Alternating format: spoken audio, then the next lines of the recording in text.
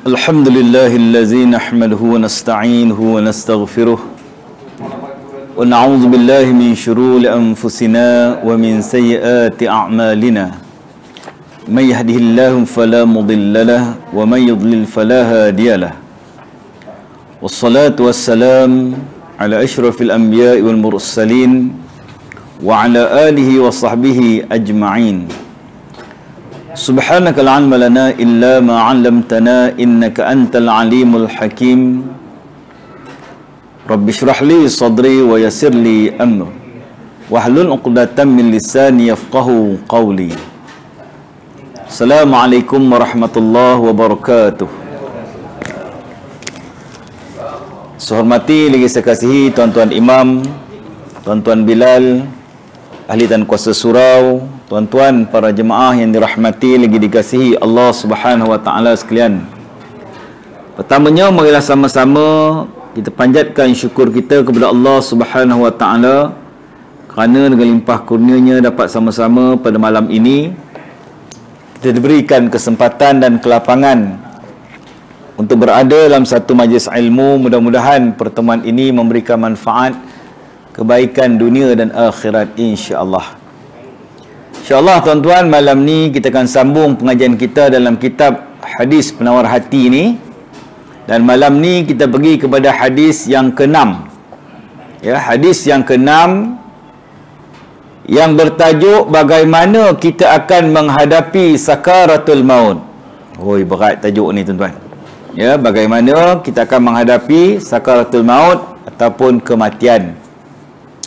Baik, hadisnya berbunyi an Aisyah radhiyallahu anha qalat ra'aitu Rasulullah sallallahu alaihi wasallam wa huwa bil maut wa 'indahu qadahun fihi ma wa huwa yudkhilu yadahu fil qadah summa yamsahu wajhahu bil ma summa yaqul Allahumma a'inni ala ghamaratil maut wa sakaratil maut.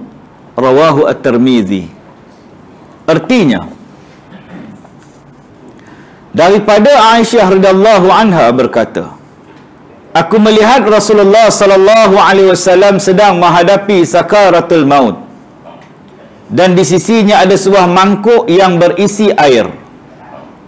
Kemudian beliau memasukkan tangannya ke dalam mangkuk itu lalu menyapu mukanya dengan air sambil berdoa, ya Allah, berikanlah pertolongan kepadaku untuk menghadapi kepedihan mati dan sakaratul maut. Hadis riwayat At-Tirmizi.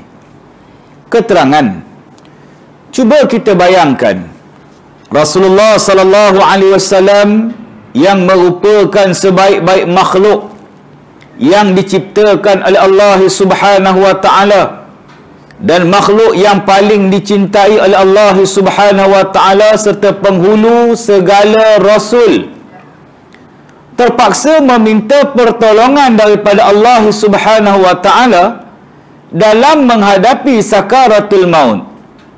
Maka betapa pula kita yang hanya salah seorang di antara umatnya yang dhaif, lagi banyak membuat dosa dan kesalahan baik terhadap Allah Subhanahu wa taala mahupun terhadap manusia. Kalau ada sedikit luka di badan, sudah terlalu sakit kita menanggungnya, maka bagaimana pula pedihnya ketika nyawa hendak diceraikan dari badan. Oleh kerana itu, marilah kita membuat bekalan yang banyak dan persiapan yang lengkap untuk menghadapi sakaratul maut yang amat pedih itu. Kita hendaklah sentiasa berdoa dan memohon kepada Allah Subhanahu wa taala agar kita dikurniakan husnul khatimah, iaitu mati dalam keadaan beriman dan dapat menuturkan kalimah la ilaha illallah di akhir hayat, dan kita berlindung dengan Allah Subhanahu wa taala daripada mati dalam keadaan su'ul khatimah atau mati dalam keadaan berlumuran dengan dosa dan kesalahan. Tuan-tuan yang dirahmati Allah Subhanahu wa taala sekalian, dalam hadis ini Aisyah radhiyallahu anha menceritakan bagaimana saat-saat akhir kehidupan Rasulullah sallallahu alaihi wasallam ataupun di ambang kematian, di ambang kewafatan. Bagaimana Nabi sallallahu alaihi wasallam dalam derita nak hampirnya wafat tu, di sisi Nabi ni ada sebekas mangkuk yang berisi dengan air. Lalu Nabi celupkan tangannya dalam mangkuk tersebut, air dalam mangkuk tersebut, dan disapukan ke mukanya dan berdoa kepada Allah Subhanahu wa taala agar diberikan pertolongan ketika mana berhadapan dengan kepedihan, kematian dan sakaratul maut. Inilah saat-saat hampirnya Nabi kepada kematian ataupun kewafatan. Maka kita melihat apa yang Nabi buat itu mengharapkan keringanan ketika mana nak berhadapan dengan kematian. Nabi sendiri, tuan-tuan, ya, mengharapkan dengan caranya itu, dengan celup tangan dalam mangkuk tu, sapu muka tu, kot-kot dapat ringankan beban kesakitan kematian. Kalau kita hari ini minta sapu minyak angin ke, bam ke, bagi lega sikit, kot-kot boleh nak lega, kot boleh nak lega lah, ya. Dan berdoa supaya diberikan keringanan, minta tolong pada Allah. Allahumma inni ala ghamaratil maut, minta tolong pada Allah ketika berhadapan dengan kepedihan kematian. Wasakaratul maut, wasakaratul maut. Sakarat ni makna dia daripada perkataan sukrun. Sakara ni mabuk, tuan-tuan, ya. La taqrabus salata wa antum sukara, jangan kamu hampiri solat dalam keadaan kamu mabuk. Ayat ini ayat bagaimana peringkat-peringkat pengharaman arak. Antaranya bila mabuk, bila kamu mabuk jangan solat. Jadi sakarat ni mabuk, ya. Mabuk ni maksudnya orang yang sakit nak mati ni dia macam orang mabuk. Macam orang mabuk. Dia dah tak boleh dah hilang dah ingatan dia. Apatah lagi sedikit demi sedikit malaikat dia tarik tu nyawa tu daripada bawah ni, daripada hujung kaki kita ni, tarik sikit-sikit sampai ke lutut, sampai ke pinggang, sampai ke dada, sehinggalah keluar semuanya daripada ubun-ubun kita ni, nyawa kita ni. Ketika tu kita macam orang mabuk dah. Sakitnya Tuhan saja yang tahu. Nak menjerit tak terjerit, kata orang, kerana sakit yang teramat sangat. Nampak macam elok je ustaz, macam tak ada apa-apa je. Kita tak rasa, kita belum mati lagi. Tapi orang yang berhadapan dengan kematian ni, dia akan rasa sakitnya. Kita kalau sakit sikit-sikit pun kita dah rasa sakit dah. Aduh, sakit urat, nak berjalan pun tak boleh.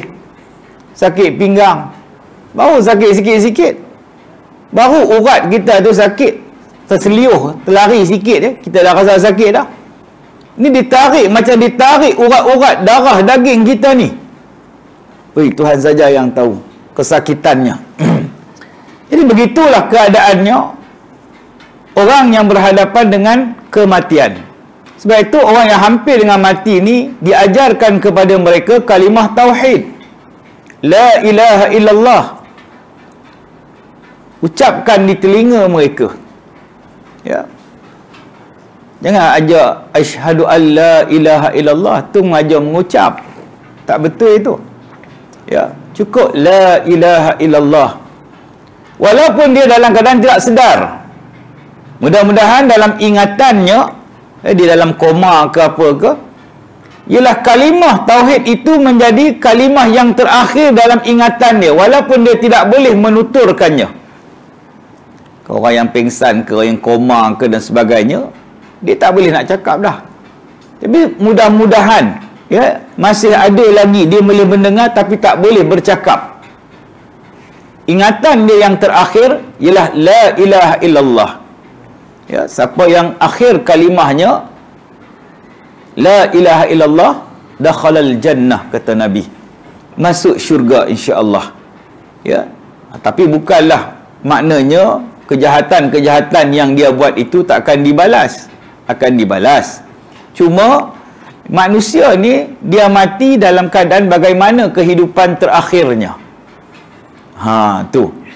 Kalau kehidupan terakhirnya menjadi orang yang baik, orang yang saleh, maka begitulah kesudahannya, yakni kesudahan yang baik. Dan inilah yang kita doakan, Allahumma khtim lana bihusnil khatimah. Minta pada Allah supaya kita ni, pengakhiran kita ini husnul khatimah, kesudahan yang baik. Doa kita setiap kali lepas solat, supaya Allah sudahkan kehidupan kita ini dalam keadaan kesudahan yang baik. Dan minta sangat-sangat janganlah kesudahannya kesudahan yang buruk, yakni su'il khatimah, mati dalam keadaan keburukan, buat benda-benda buruk, mati dalam keadaan berbuat mungkar, maksiat. Ni yang kita nak jauh sangat dalam hidup kita. Biarlah kita mati dalam keadaan buat perkara baik. Ada orang mati dekat surau, tuan-tuan. Masya Allah, kat surau meninggal tiba-tiba. Ya Allah, kat surau. Surau ni tempat baik tak? Baiklah. Kalau mati tempat dangdut, tuan-tuan, pening kepala kita. Ya Allah, situ mati sudahnya kawan kita tu. Tak kenaya. Kan? Ada orang mati tengah sujud. Ada seorang sahabat di surau di Bangi tu, kalau suat khabar cerita dia, tuan-tuan, tengah sujud. Dia ni orang yang selalulah datang surau. Dia ni macam Tok Siak jugalah. Datang surau awal. Kalau mengaji tu dia suka duduk depan. Belah kiri saya ni, dia duduk macam ni. Ada orang macam tu haji, bukan tu haji lah. Dia duduk depan je tu. Dia suka duduk depan, belah kiri saya. Saat kematian itu, dia sujud ni. Orang pun duk gelik, kenapa sujud lama sangat ni, tak bangun-bangun. Orang dah pakat habis semayang nak balik dah, dia tak bangun dari sujud dia lagi. Rupa-rupanya lah tak ada, tuan. Dah meninggal dalam sujud. Sujud ni tempat paling dekat diri kita dengan Allah Ta'ala, tuan-tuan. Allah jemput dia dalam keadaan dia paling hampir, paling dekat dengan Allah Subhanahu Wa Ta'ala. Udahlah orang baik-baik, rajin datang surau, mati pula dalam keadaan paling dekat dengan Allah. Ini rezeki dia lah, tuan-tuan. Kita pun harapnya macam tu. Pergi Mekah harap mati kat Mekah, kat Madinah ke tak mati-mati juga. Nak pergi lagi lah. Ada orang, jangan, tak bolehlah letak pengharapan macam tu. Tapi kalau ada rezeki mati sana, alhamdulillah, maknanya rezeki mati di tempat yang baik-baik. Tapi minta mati tak boleh, tuan-tuan. Ya, minta mati. Tapi andai kata kalau Allah nak tarik nyawa, tariklah nyawa di tempat yang baik-baik, termasuklah di Mekah atau di Madinah. Kan? Ataupun kalau di tempat kita ni, tempat yang baik-baik. Jangan mati dalam keadaan berbuat benda mungkar dan maksiat. Jadi maknanya orang mati ni diajarkan kalimah tauhid kepada mereka.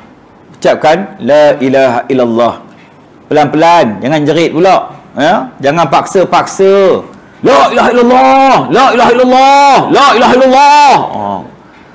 Siap tahlil lagi. La ilaha illallah. Tak payah macam tu. Kawan tu sakit, kawan tu diambang kematian. Ya, ucapkan pelan-pelan di telinganya. La ilaha illallah. Nampak? La ilaha illallah. Ulangkan banyak kali pun tak apa. Berulang-ulang kali, banyak kali. Tak apa. Tengok-tengok tak mati, Ustaz. Hidup dia. Itu rezeki dia. Nampak tak? Mana nak tahu? Kita sangka macam nak mati. Tengok-tengok tak mati-mati. Itu bukan kerja kita. Kita hanya menjalankan tanggungjawab kita supaya rakan-rakan kita, adik-beradik kita mati dalam iman, mati dalam keadaan boleh mengucap la ilaha illallah di akhir penghujung nyawanya. Itu tanggungjawab kita, tuan-tuan. Ya. Jadi untuk pastikan, ya, orang kata kita ni dapat bertemu dengan Allah Subhanahu wa taala dalam keadaan baik. Ya, maknanya biarlah penghujung itu penghujung kesudahan yang baik. Jadi maknanya beberapa perkara yang boleh kita lakukan, yang boleh kita laksanakan supaya kita ni sekurang-kurangnya ada persediaan ataupun persiapan dalam menghadapi kematian. Orang yang bijak, kata Nabi SAW, ialah orang yang membuat persediaan untuk hari kematiannya. Sebab mati ni tak tahu bila. Kalau tahu senang, boleh pesan pada orang surau dah, aku lusa tak lama lagi kalau ikutkan mati. Nampak? Tolonglah sediakan kapan ke apa, patut panggil orang kampung tanam aku kat sana sini. Kalau kita tahu, masalahnya kita tak tahu. Siapa pun tak tahu bila kita nak mati. Kalau kita tahu bila kita nak mati, tak ke mana dah kita, tuan-tuan. Duduk berkurung dalam surau ni je. Zikir, wirid, baca Quran, sembahyang sunat. Apa kehanya? Udah nak mati dah saya ni. Nampak tak? Kalau tahu bila kita nak mati. Macam orang dalam penjara tu lah. Bila dikatakan seminggu lagi kamu akan dihukum gantung sampai mati. Adakah hukum gantung sampai tak mati? Tak tahulah pula. Memang matilah. Kan? Bila dah tahu seminggu lagi, maknanya hayat dia dah tinggal seminggu je lagi. Dia kena dilaksanakan hukuman di atas jenayah yang dia lakukan. Seminggu tu macam mana agak-agak? Pengalaman orang penjara ni, tengok orang yang nak, orang banduan-banduan yang nak dilaksanakan hukuman mati ni, seminggu tu tak tentu arah dah hidup dia, tuan-tuan. Ada yang jadi gila pun ada. Udah bayang tinggal hidup dah tinggal berapa hari saja lagi. Ada yang baca Quran tak henti-henti, wirid, zikir, taubat tak henti-henti. Mudah-mudahanlah diampunkan oleh Allah atas dosa-dosa dia. Kan? Sebab dia dah tahu bila dia nak mati. Kerana pelaksanaan hukuman tersebut. Kita ni sebab tak dilaksanakan apa-apa hukuman, tak tahu bila kita nak mati. Cuma kullu nafsin za'iqatul maut. Setiap yang bernyawa pasti akan menemui kematian. Bila tak tahu. Sebab benda tak tahu inilah kita kadang-kadang duk rasa lambat lagi. Aku jantung pun okey, kencing manis tak ada, darah tinggi pun tak ada, gaut pun tak ada. Rasa lama lagi ni, boleh 20 tahun, 30 tahun lagi. Nampak? Kita duk rasa macam tu. Ramai orang rasa macam tu. Ya, pejam celik, tengok-tengok tak sampai 2-3 minggu dah meninggal. Dalam keadaan dia sihat. Duk rasa dia sihat walafiat. Tak ada apa-apa sakit. Kadang-kadang kita tanya apa sakitnya, entahlah. Jantung pun okey dia ni, kencing manis tak ada, darah tinggi tak ada, tiba-tiba mati. Ahli sukan, tuan-tuan, berapa ramai yang mati di Padang, di Gelanggang. Baru ni kawan saya cerita, dia main open di Temerloh ke apa nak, di belah Pahang tu lah, geng-geng badminton saya lah, kita kaki juga. Mudah lagi, 35 tahun umur dia, tuan-tuan. Main single pula tu. Tengah-tengah main, tiba-tiba dia berhenti main, bagi kawan lawan menang percuma. Dia pun duduk-duduk macam tu, tumbang, orang pun duduk tengok-tengok dah. Sudah hanya meninggal atas gelanggang je, tuan-tuan. 35 tahun, anak 2 orang kecil-kecil lagi. Dalam semua hadiah tu bagi kat dia. Semua tak nak ambil hadiah, bagi kat dia. Muda lagi, aktif. Kita mana nak tahu. Yang sihat mati, yang sakit lagi dekat lah dengan nak mati. Yang sihat pun mati, yang sakit lagi dekat dengan kematian. Cuma tak tahu waktunya bila, tuan-tuan. Jadi orang yang bijak ialah, kata Nabi, orang yang membuat preparation, persediaan, persiapan untuk menghadapi kematian.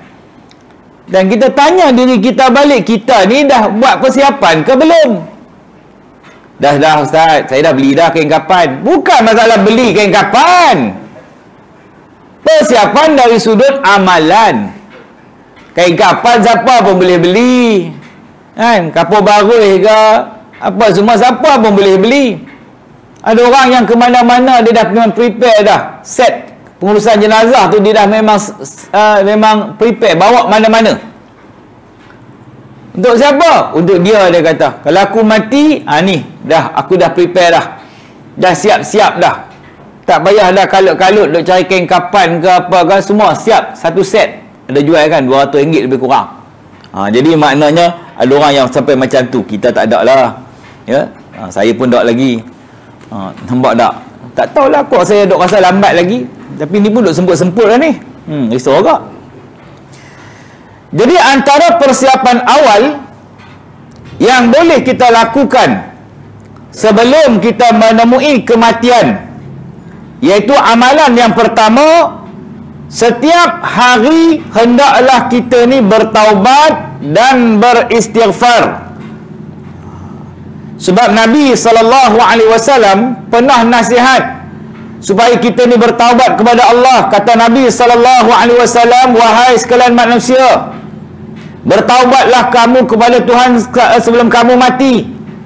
Gunakanlah kesempatan yang ada untuk beramal dan berbakti sebelum masa kamu dipenuhi oleh urusan dan kerja. Wujudkan satu pertalian antara kamu dengannya, yakni dengan Allah. Memperbanyakkan mengingatinya, iaitu zikrullah. Dan Nabi pernah bersabda, orang yang bertaubat dari dosanya adalah seperti orang yang tidak mempunyai dosa. Maknanya ini yang perlu kita lakukan setiap hari, iaitu dengan bertaubat dan beristighfar. Nabi SAW sendiri pun tuan-tuan tak kurang 70 kali dalam sehari istighfar kepada Allah, minta ampun pada Allah. Nabi yang ma'asum tak kurang 70 kali.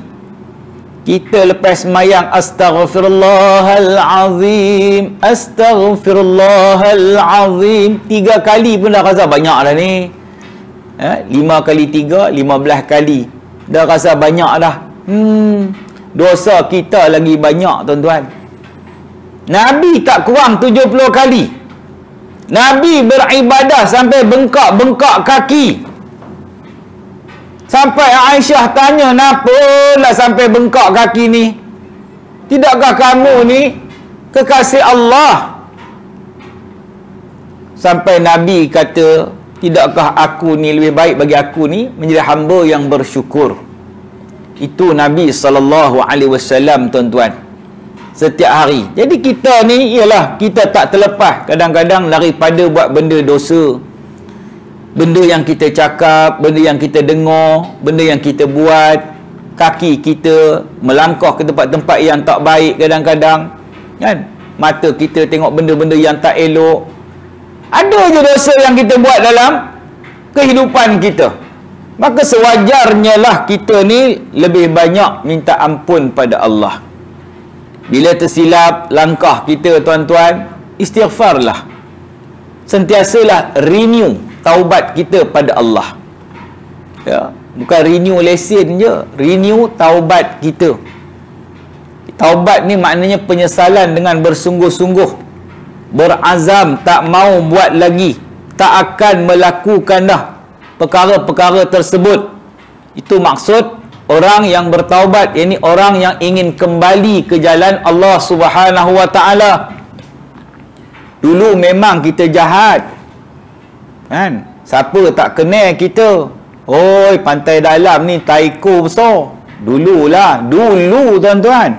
Sekarang lah jadi orang surau, dah rajin mengaji, dah rajin berzikir, dah rajin baca Quran. Nampak tak? Allah bagi hidayah, taufik, petunjuknya kepada kita. Ni di akhir kesudahannya kita nak kesudahan yang baik, yang kata husnul khatimah tadi. Walaupun satu ketika dahulu kita pernah lalai daripada mentaati perintah-perintah Allah. Semayang kita tak peduli, puasa kita tak peduli, kewajipan Allah kita tak peduli. Malahan kita rasa bangga dengan kemaksiatan, kemungkaran, kejahatan yang kita buat suatu ketika dahulu. Nampak? Hari ini kita diberikan kesedaran, hidayah, petunjuk oleh Allah.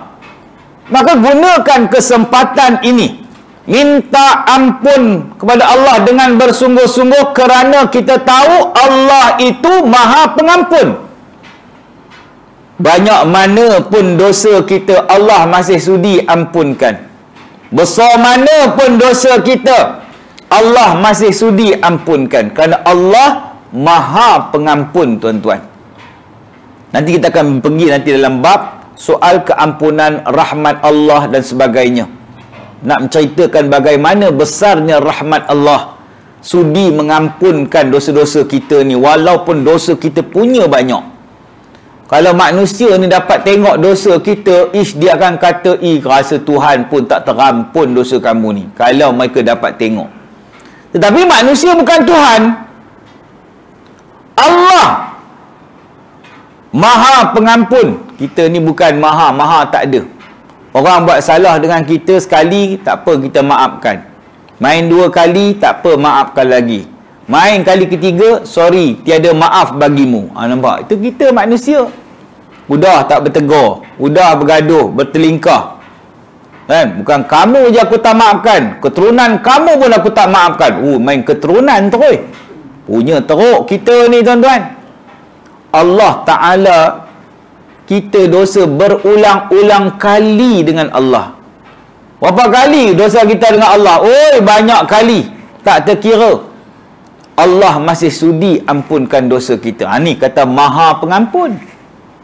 Jadi minta ampun pada Allah, supaya kalau kita mati, andai kita mati, tuan-tuan, dalam keadaan terampun dosa kita, Allah segala-galanya dipermudahkan.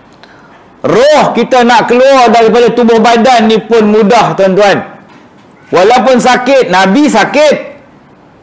Sehingga ada mengatakan seumpama setetakan 1000 kali tetakan pedang, sakit nak mati ni, tapi Allah permudahkan. Nampak tak? Berbeza dengan orang yang matinya dalam keadaan su'il khatimah tadi, kesudahan yang buruk. Mati tak mati, tuan-tuan. Tengok gaya macam mati, tapi tak mati lagi. Tuan-tuan pernah tengok tak orang macam ni? Adalah dulu ceritanya. Orang kampung belah Perak ni lah, badan dah sekeping, tuan-tuan. Sekeping macam papan dah, tak mati-mati lagi. Sampai kulit dia ni melekat dengan ni, hilang ni. Ya Allah, kalau tengok tu, rupa-rupanya adalah jenis bersahabat dengan syaitan ni. Nampak? Fahamlah tu. Maknanya ada dia punya geng-geng dia tu. Orang suruhan dia lah, apa benda lah. Lama dulu ada lah benda-benda macam ni. Bila bersahabat dengan syaitan ni dia tak lepas. Dia suka. Nampak macam mati, tapi tak mati lagi. Susah sangat nak mati. Allah, kesian tengoknya. Ya? Ada orang senang mati, ada orang susah mati. Jadi itu maknanya kita jagalah, orang kata, perbanyakkan istighfar kita dan juga taubat kita kepada Allah. Yang keduanya, amalan yang kedua, dan iaitu betulkan solat kita dan cuba untuk solat dalam keadaan khusyuk, tuan-tuan. Kalau boleh, solatlah secara berjamaah, kerana dengan cara itu memperbanyakkan lagi pahala ataupun ganjaran ketika mana kita beramal ibadah, tuan-tuan. Solat dengan cara yang betul. Sallu kama ra'aitumuni usalli, semayanglah kamu sebagaimana kamu tengok aku semayang. Sebab Nabi juga pernah kata, ramai orang semayang tapi hanyalah dapat penat semata-mata. Penat semayang, tapi semayangnya tidak menepati cara-cara yang ditunjukkan oleh syariat Islam. Semayang dia tak macam semayangnya Rasulullah sallallahu alaihi wasallam. Sebab tu semayang tu luarannya, dalamannya kena betul. Luarannya kita belajar fiqh, bagaimana bacaan Fatihahnya, bagaimana rokoknya, sujudnya, dan bacaan-bacaannya, gerakannya, rukun-rukunnya. Jaga betul-betul supaya solat kita itu diterima oleh Allah. Bayangkan kalau orang mati dalam keadaan tidak solat. Allah, berat tuan-tuan. Datang surau pun tak pernah, solat pun ikut dan, ikut rajin dia, kan? Paling rajin solat raya lah, itu paling rajin sekali, setahun 2 kali, kadang-kadang setahun sekali je. Raya haji tak sempat semayang, dia tengok lembu, nampak tak? Kan? Orang semayang dia sibuk dengan lembu. Semayang lah. Dalam sebuah hadis tuan-tuan, Nabi SAW pernah bersabda, sesungguhnya amalan yang mula-mula sekali dihisab pada hari kiamat ialah solatnya. Jika solatnya diterima, maka sesungguhnya beruntung dan berjayalah ia. Jika solatnya tidak diterima, maka kecewa dan rugilah ia. Jika terkurang daripadanya solat fardu sesuatu, Allah Ta'ala berfirman, periksalah adakah hamba-Ku itu mempunyai solat-solat sunat untuk dicukupkan dengannya apa yang terkurang daripada solat fardu. Demikianlah keadaan amalan yang lain. Hadis riwayat At-Tirmizi. Sebab tu bukan sekadar yang wajib, yang fardu saja yang kita buat. Yang sunat-sunat tu kita buat untuk apa? Antaranya supaya ia dapat menampung kerosakan-kerosakan dalam solat fardu kita. Kita buat solat ba'diyah tuan-tuan, ya. Takut ialah dalam semayang kadang-kadang kita lari, tune kita lari. Lama nampak imam baca surah panjang pula tu, perut tengah lapar, dengar cerita malam ni makan ikan tenggiri fresh. Nampak tak? Udah, tu hilang mula, dah hilang khusyuk tu. Kan? Ada kenuri lepas ni kan? Tu saya tak boleh lama-lama sangat ni. Udah teringat pula apa benda, dah mula. Kadang dia lari, tune kita tu lari, fokus kita tu dah lari. Ni kata dia jadi rosak solat kita. Dah tahu dah tuan, dalam WhatsApp pun dah ada dah. Dah saya pun tahu apa menu lauk malam ni. Nampak? Agaknya lah. Jadi maknanya dia boleh ganggu ingatan sana, ingat sini. Jadi gangguan-gangguan ini merosakkan solat kita. Untuk menampung kerosakan itu, laksanakanlah solat sunat. Ya, solat-solat sunat. Begitu jugalah amalan-amalan kita yang lain. Kata Nabi, kita zikir, kita baca Quran dan sebagainya, semua itu akan menampung kesilapan-kesilapan ataupun kebocoran-kebocoran dalam amalan kita. Itu tujuan dia. Jadi maknanya solat ni benda yang Allah akan mula-mula hisab, hitung, tanya di akhirat nanti. Macam solat kamu, okey tak okey? Bolehlah kejap okey, kejap tak okey. Habis jahanam kita tuan-tuan. Ya. 5 kali sehari semalam je pun. Tapi kita main-main. Sampai di hujung usia pun ada yang masih tidak mempedulikan solat. Allah. Orang duk sibuk ke surau dia kedai kopi lagi. Bukan orang kawasan ni ya. Dengar ke ni? Ya. Orang ni lipat kedai kopi pula dekat dengan surau. Tidak dia nak ke seorang duk kalut nak sembahyang jemaah ni, dia relax je. Tambah kopi satu lagi, tambah lagi. Ya Allah. Sampai ke Aisyah sekarang dia duduk kedai kopi lagi. Tak adalah rasa nak semayang. Nampak? Takutlah kita jadi orang macam ni. Maknanya dia tak ada langsung kesungguhan untuk melaksanakan kewajipannya kepada Allah. Jangan kita macam tu. Sebab tu kita pesan anak-anak kita, cucu cicit kita, jaga solat. Kerana dengan solat itu adalah pendinding daripada perkara keji dan mungkar. Innas salata tanha 'anil fahsya'i wal munkar. Solat itu mencegah daripada melakukan perkara keji dan mungkar. As-salatu imaduddin. Semayang ni tiang agama. Man aqamaha faqad aqamad-din wa man tarakaha faqad hadamad-din. Siapa yang dirikan solat seumpama dia mendirikan agama. Siapa yang meninggalkan solat seumpama dia meruntuhkan agama. Maksudnya orang yang dirikan solat, orang yang ada agama. Orang yang tak solat, orang yang tak ada agama. Tu maksud dia. Meruntuhkan agama tu tak ada agama lah tuan-tuan. Cuba tuan-tuan tengok orang yang solat dengan orang yang tak solat ni. Orang yang solat ni dia jaga agama, dia jaga soal dosa pahala sekurang-kurangnya.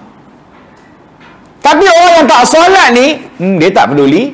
Makan duit haram ke, duit nipu orang ke, buat benda mungkar maksiat ke, dia tak rasa apa. Sebab dia tak solat.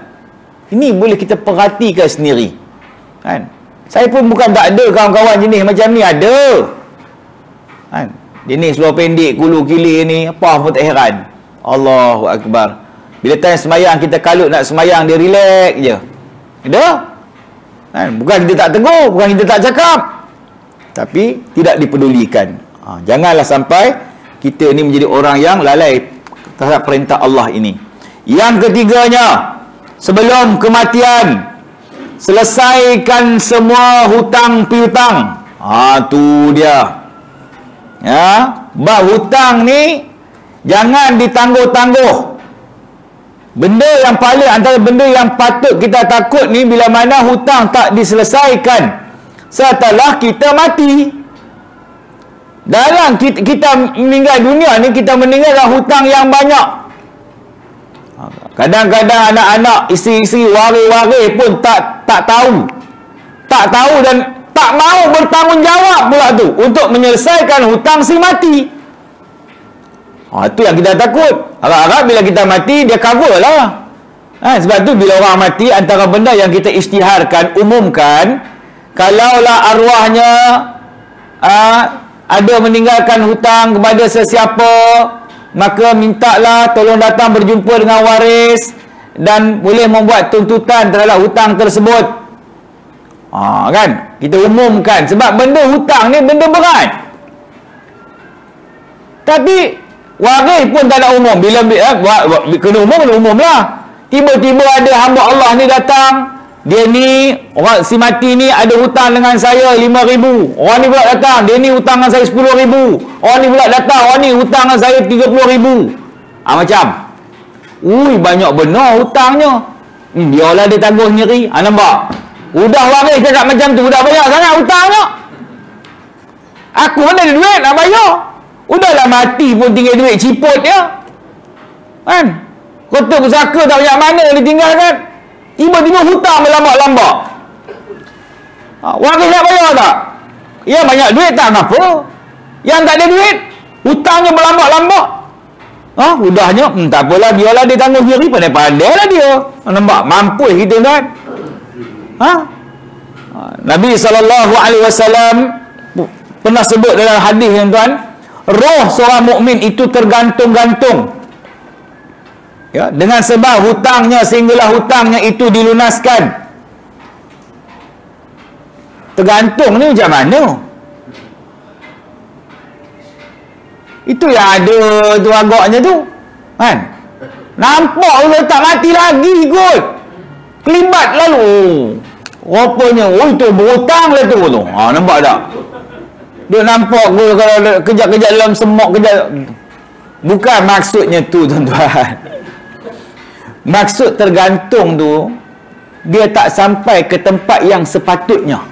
Roh dia tu, alam dia dah berbeza dengan alam kita. Orang mati dengan orang hidup ni, alam dia dah berbeza, dah separate dah. Alam dia alam barzah, alam roh. Kita ni alam dunia, dia tak ada beza dah. Sebab tu kita lalu cakap, mudah-mudahan ditempatkan arwahnya, rohnya di kalangan orang-orang beriman. Selalu kita sebut tu kan, kalangan para salihin, para anbiya, para mursalin. Maknanya kita minta supaya si mati ni dikumpulkan rohnya bersama dengan orang baik-baik. Tapi orang berhutang ni, yang kata tergantung ni, roh dia tak dapat bersama dengan orang-orang yang baik-baik. Tak dapat. Orang yang berhutang ni, dia tak dapat bersama dengan para solihin. Dia tak dapat bersama dengan para anbiya, para mursalin. Tak dapat. Dia tergantung. Dia duduk bersama dengan roh orang jahat-jahat ni. Geng aku perompak, penyamun. Nampak tak? Hang, apa kurangnya? Hutang tak nak bayar. Nampak tak? Duduk situ dengan geng-geng puak-puak tu. Puak-puak penyamun tu. Apa nak buat? Siapa suruh tak bayar hutang? Jangan main-main. Sebab itulah kita pun tu, ayalah kita pun berhutang. Saya pun berhutang juga. Hutang rumah tak habis lagi, hutang kereta tak habis lagi. Dan macam hutang orang pun ada sikit lagi. Nampak tak? Kita perlu usaha untuk membayar hutang kita. Jangan langsung tak ada ikhtiar untuk bayar hutang. Ya Allah. Saya mungkin pernah cerita seorang, nak kata kawan pun kawan kot lah, dulu sama-sama kongsi berniaga ni, puluh ribu kot lah hutang dengan saya. Kena kanser stage 4. Badan dah kurus kering, nak cakap pun dah tak boleh. Ya, saya ziarah dia. Saya pun cakap pada dia, saya kata, Syekh, saya panggil nama dia lah. Saya kata, aku halalkan hutang-hutang kamu pada aku. Saya cakap macam tu kat dia. Nangis dia. Dia tak boleh cakap dah. Dah stage 4 dah. Nangis dia. Besoknya dia meninggal, tuan-tuan. Besoknya dia meninggal. Dan saya rasa gembira kerana saya sempat menghalalkan hutang dia itulah.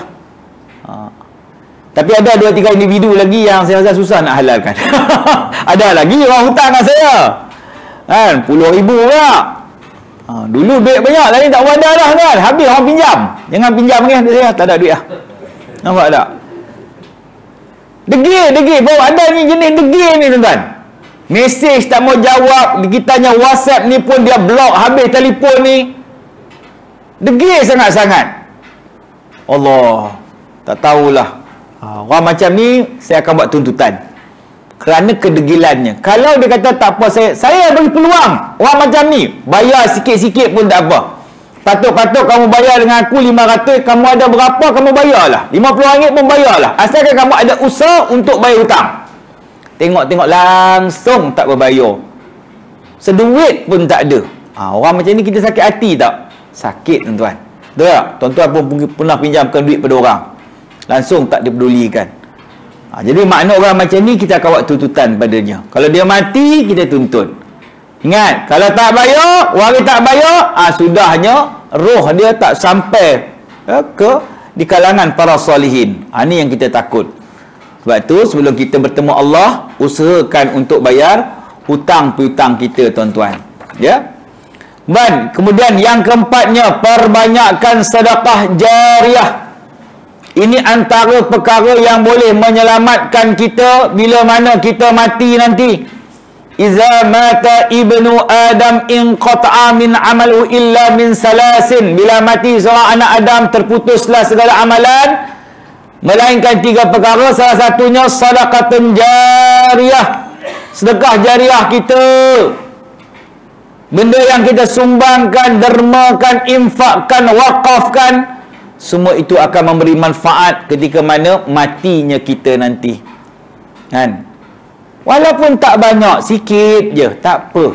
Ini untuk surau. Kan? Sumbangan kita, peruntukan kita. InsyaAllah, sedekah jariah yang walaupun sikit, dia akan menjadi manfaat kepada kita walaupun kita dah mati. Ada orang wakafkan harta benda mereka. Orang yang mewakafkan harta benda ni lagilah untung. Kalau dia mati, pahala tu tetap mengalir selagi mana harta yang diwakafkan itu dimanfaatkan oleh orang Islam. Ada orang wakafkan bangunan, ada orang wakafkan tanah. Buat kubur pun ada, buat tanah pun ada, sekolah agama rakyat, masjid, surau dan sebagainya. Itu yang kata banyak lah. Kita yang kata tak banyak ni, wakafkanlah mana yang kita mampu. Ada orang wakafkan 3 sejadah. Ni sejadah yang kita duduk ni nak. Ada orang wakafkan. Ada orang wakafkan rehal. Setiap kali orang guna baca Quran, dia dapat pahala kerana dia wakafkan. Ada orang wakafkan surah Yasin. Malam Jumaat atau malam-malam lain kita guna surah Yasin tu untuk baca Yasin. Orang yang mewakafkan tu dapat pahala. Ada orang wakafkan kitab-kitab agama, Al-Quran. Macam kalau kita pergi di Madinah atau di Mekah, banyak sangat orang wakafkan Al-Quran. Di luar tu orang ada orang jual Al-Quran untuk diwakafkan. Kita beli Quran tu, kita baca dan kita niat wakaf, letak di rak di Masjid Nabawi ke Masjidil Haram ke. Orang ambil baca, orang ambil baca. Berapa ribu, berapa puluh ribu orang yang ambil Quran yang kita wakafkan dan membacanya. Pahala bagi kita yang mewakafkannya, tuan-tuan. Nampak?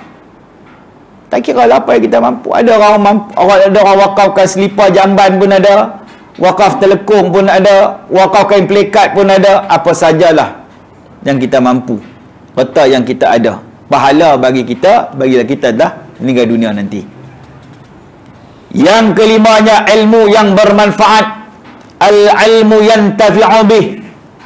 Kita mengaji ni, tuan-tuan, dengar ceramah ke, dengar kuliah ke, berkitab ke, jangan rasa rugi. Tetapi inilah antara perkara-perkara yang bermanfaat. Bila mana kita hidup pun dapat manfaat, mati pun kita dapat manfaat. Apatah lagi kalau ilmu itu diwariskan kepada orang lain, dikembangkan, disampaikan pula pada orang lain. Maka ilmu itu jadi sesuatu yang bermanfaat kepada orang yang menyampaikannya. Tak rugi, tuan-tuan. Kita duk mengaji ni, kan? Kadang bukan nak dengar sangat pun, ngantuk lah. Tak apa, dapat sikit pun tak apa.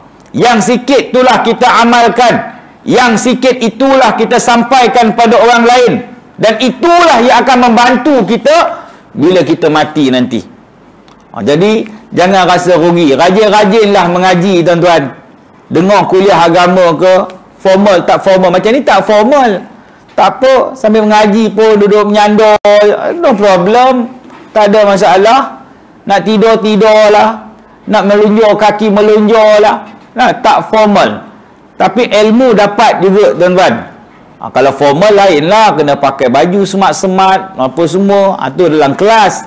Tak formal tak ada masalah. Janji kita mengaji. Ini benda yang boleh memberi manfaat dalam kehidupan kita di alam kubur nanti. Yang keenam, anak yang soleh yang mendoakannya. Ini antara jalan-jalan yang boleh memberi kebaikan bila mana kita mati, dengan doa-doa daripada anak-anak yang soleh dan solehah. Waladun salihun allazi yad'uhuma.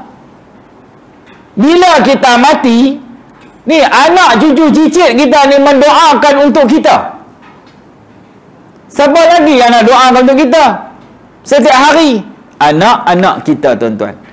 Kita didik dia elok-elok, jaga dia elok-elok, berikan ilmu yang baik pada mereka, supaya hidup kita, mati kita sentiasa dapat dimanfaatkan.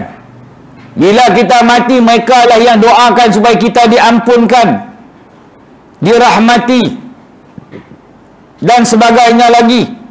Nampak tak?